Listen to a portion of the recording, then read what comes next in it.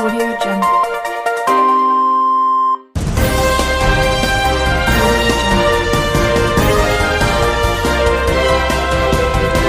আপনারা দেখছেন শিরোনাম ডিজিটাল। রাজনীতিতে সেই সব লোকই আসুক যারা মানুষের জন্য কাজ করবে, জনসেবা করবে, সমাজ ও দেশের প্রগতির জন্য কাজ করবে, বললেন জনতা দল ইউনাইটেডের পশ্চিমবঙ্গ রাজ্য সভাপতি বিশিষ্ট শিক্ষাবিদ অমিতাভ দত্ত। জাতির জনক মহাত্মা গান্ধীর জন্মদিনে মারিয়াস্টে স্কুলে দলের এক সম্মেলনে একথা বলেন তিনি। সম্মেলনে অন্যান্যদের মধ্যে উপস্থিত ছিলেন জনতা দল ইউনাইটেডের সর্বভারতীয় সম্পাদক গুলাম রসুল বলিয়াভি, রাজ্য সম্পাদক সুভাষ সিং, সহসভাপতি কাশীনাথ রায়, তাহারুন বেগম, জেডিইউ এর পশ্চিমবঙ্গ রাজ্য মহিলা সভানেত্রী সোমা নন্দী প্রমুখ।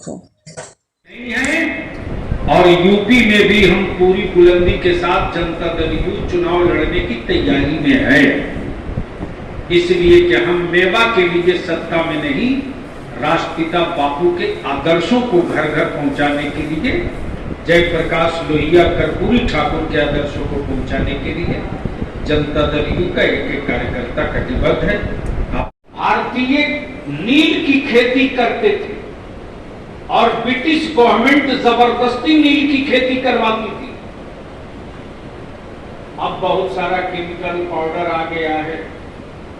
पहले नील की खेती होती थी और वो सारा नील लंदन जाता था, ब्रिटेन जाता था और फिर वहां से रेट बढ़ा करके दुनिया में बिकता था।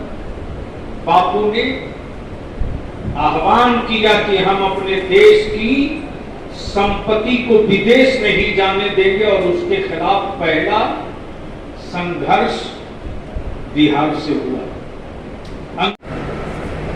अभी हम लोग देख रहे हैं कि सारा इंडिया में एक विरोध गुट बनने जा रहा है, जहां कांग्रेस भी शामिल है और 11-12 दल वो भी शामिल है बीजेपी के खिलाफ। वो गठबंधन में एंटी बीजेपी के बारे में आपको यूनाइटेड दल का, यूनाइटेड जनता दल यूनाइटेड का क्या मत है, क्या बात है? एक नंबर अभी बनने जा रहा, बना नहीं। अब उसमें जो आपको जो बारात आएगी तब सोचा जाएगा। तब आपको कोई अभी है अरे भाई, उस बारात का दूल्हा कौन होगा अभी तो यही डिसाइड नहीं, और कलम नहीं छूट देगा।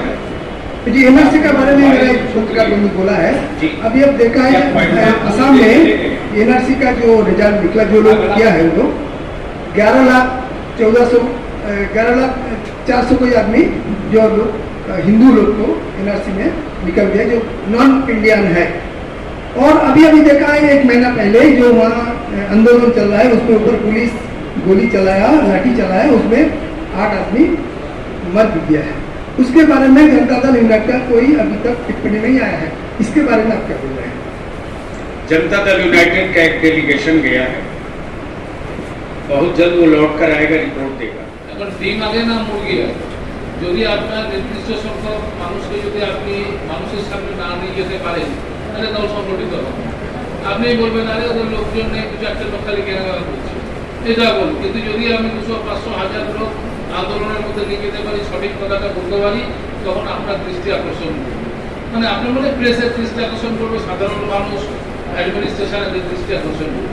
তো প্রাথমিকভাবে আমরা দলকে সংগঠিত করছি। আমাদের দল একসময় কিছুদিন আগে পর্যন্ত মোটামুটি সাংগঠনিকভাবে কিছু লোকজন ছিল, এখন বিচ্ছিন্ন হয়েছে, বিক্ষিপ্ত হয়েছে, তাদেরকে এক জায়গায় নিয়ে আসার চেষ্টা করে গান্ধীজির কথাটা, গান্ধীজির নামটার সাথে নীতি, আদর্শ, সংগ্রাম এবং দৃঢ়তা, এই এতগুলো জিনিস মিলে আছে। আমরা যে দলের পক্ষ থেকে যা আমরা দাবি করেছি সেই দাবিগুলো আমরা মানুষের সামনে রাখব, দলকে সংগঠিত করব এবং মানুষকে সংগঠিত করব এবং এই মুহূর্তে জনতা দল ইউনাইটেড পশ্চিমবাংলায় একটা সংগঠিত রাজনৈতিক শক্তি হিসাবে উঠে আসবে। পশ্চিমবঙ্গের সংগঠন কিভাবে সাজাচ্ছেন?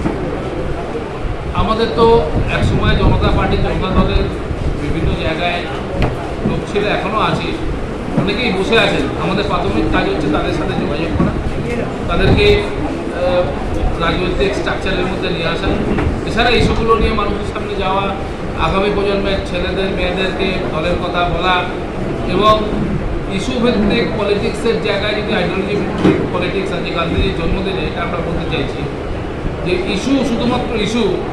হাওড়ায় জল জমেছে, আন্দোলন করলাম, ঠিক আছে, কিন্তু জল যে পাচ্ছে না, তাহলে এটা তো ইস্যু। জল বৃষ্টি হয়েছে, কিন্তু আইডিওলজি আমরা চাই রাজনীতিতে সেই সমস্ত লোক আসুক যারা জনসেবা করবে, যারা মানুষের জন্য কাজ করবে এবং যাদের উদ্ভাবনী ক্ষমতা মানুষের কল্যাণে কাজে লাগবে, সমাজ এবং দেশের প্রগতিতে কাজে লাগবে। এটাই গান্ধীজির জন্মদিনের সবথেকে